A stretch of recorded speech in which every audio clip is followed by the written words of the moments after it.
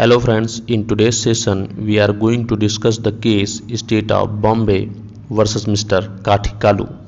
First, let us understand this case briefly. This case is related to the right not to be a self-incriminating witness under Article 20 subsection 3 of the Indian Constitution. The question raised was whether physical evidence such as fingerprints and handwriting samples can be taken from a person under pressure on coercion. The case was involved three appeals. In the first case, handwriting samples were taken from the accused, which the High Court rejected on the grounds of violation of Article 20, Sub-Article 3. In the second case, the fingerprints of the accused were taken, and in the third case, handwriting samples were also rejected on the same basis. The court decided that under Article 20, Sub-Article 3, no person can be forced to testify, and providing physical evidence is equivalent to testifying. If evidence is voluntarily provided, it does not violate the Constitution, but evidence taken under pressure is a violation. Thus, the court clarified that under Article 20, Sub-Article 3, a person cannot be compelled to provide evidence against themselves, and physical evidence can be given voluntarily. Now, let us study this case in detail. Answer: State of Bombay Appellant versus Shri Satish Chandra, Respondent. Reference: AIR 1961 SC 1808. Subject of the case: this case deals with the right not to be a self-incriminating witness under Article 20, Sub-Article 3 of the Indian Constitution. It also relates to Section 301 and 34 of the Indian Penal Code and precedents established in earlier judicial decisions. Facts of the case: this case resulted from the joint hearing of the three appeals, which raised important legal questions related to the interpretation of the Constitution, particularly in the context of Article 20, Sub-Article 3. For this reason, a special bench was constituted consisting of 11 judges to review and clarify the legal principle established in the case of Shri MP Sharma versus Shri Satish Chandra. First case: the respondent was charged under Section 301 and 34 of the Indian Penal Code. During the trial, the prosecution presented a handwriting sample provided by the respondent. The police had obtained 3 handwriting samples from the respondent for comparison with a key document. The High Court rejected these samples as evidence, ruling that their acceptance violated Article 20, Sub-Article 3 of the Constitution.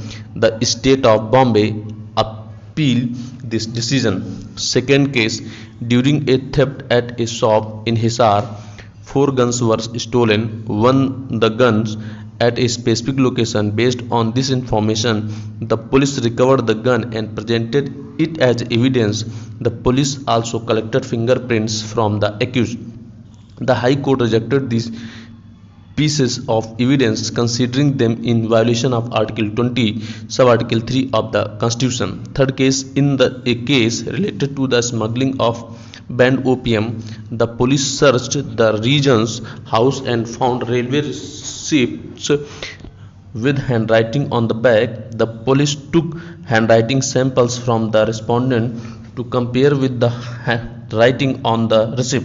The High Court rejected these handwriting samples as evidence, stating that their acceptance violating Article 20, Sub-Article 3 of the Constitution.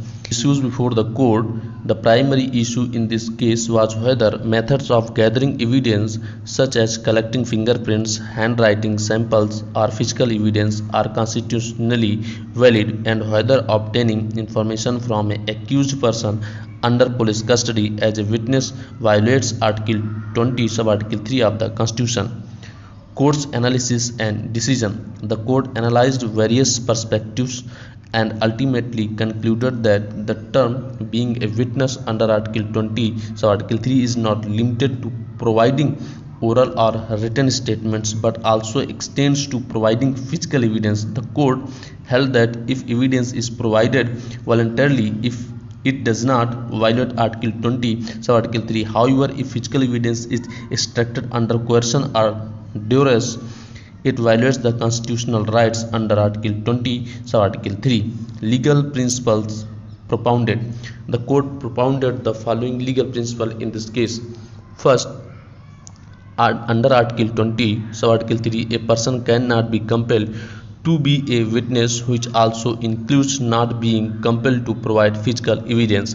Second, being a witness does not mean only providing oral or written statements but also providing physical evidence. Third, the element of coercion applies when evidence is obtained under pressure or compulsion. Otherwise, voluntarily provided evidence does not violate Article 20, sub-Article 3. Fourth, physical evidence obtained under Section 27 and 73 of the Indian Evidence Act, such as fingerprints, is not considered self-incriminating if it is provided voluntarily. Fifth, it is essential to maintain a balance between investigation and judicial procedures, ensuring that constitutional rights are respected while justice is served. The court concluded that under Article 20, sub-Article 3, individuals cannot be compelled to provide self-incriminating evidence against themselves, and physical evidence can be provided voluntarily, while evidence obtained under duress violates the constitutional protection provided under Article 20, sub-Article 3. Please watch full video, share and subscribe to the channel. Thank you.